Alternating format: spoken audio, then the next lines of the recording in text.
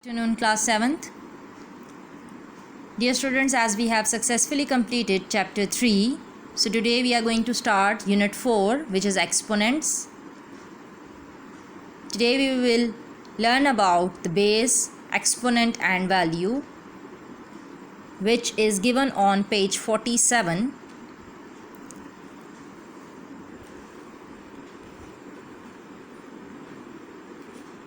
We have studied in our previous class that the repeated multiplication of a number can be written in a short form using exponent. For example, 7 multiplied by 7 multiplied by 7 can be written as 7 power 3. We read it as 7 to the power 3, where 7 is the base and 3 is the exponent or index. Similarly, we have another example. 11 multiplied by 11 can be written as 11 square. It is read as 11 to the power 2, where 11 is the base and 2 is the exponent. Here I have made a short notes for you. 7 power 3 will be 7 is a base, and this small 3 which is written above 7 on the right hand side is known as exponent or power, or we may call it as index. Very similarly, if we have 11 whole square, it will be 11 will be the base and this 2 will be exponent or power.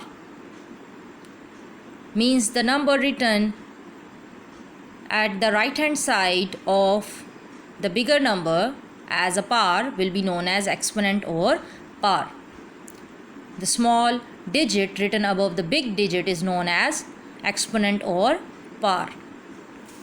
You have a block on the page 47 in which it is written that the exponent of the number indicates us how many times a number, means a base, is multiplied with itself. What is the purpose of making this power or this exponent? It tells us that how many times we are going to multiply this number with itself, this number or any of the number. 7 power 3 means 7 multiplied by 7 multiplied by 7. 11 square means 11 multiplied by 11. Very similarly, 2 square means 2 multiplied by 2.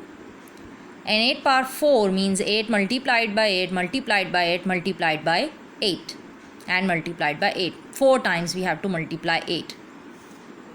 I hope you have a clear concept regarding base and exponent. The number written in a bigger form is known as base, and the number written at the right hand side of the number is known as power or exponent. We have exercise 4.1. Identify the exponent and the base of the following. We have its 12 parts. You have to do this question on the copy as I have done. Take a look of it. You have to make 3 columns. In first column you have to write the question.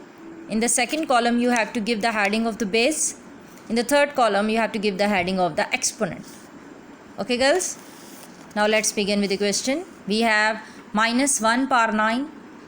So this minus 1 is come in the column of the base and 9 in the column of exponents.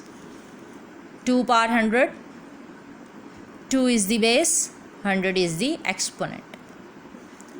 Minus 19 power 2, 22 sorry. Minus 19 comes in the base and 22 as an exponent. Now we have 3 power minus 5. 3 is the base and the exponent is minus 5.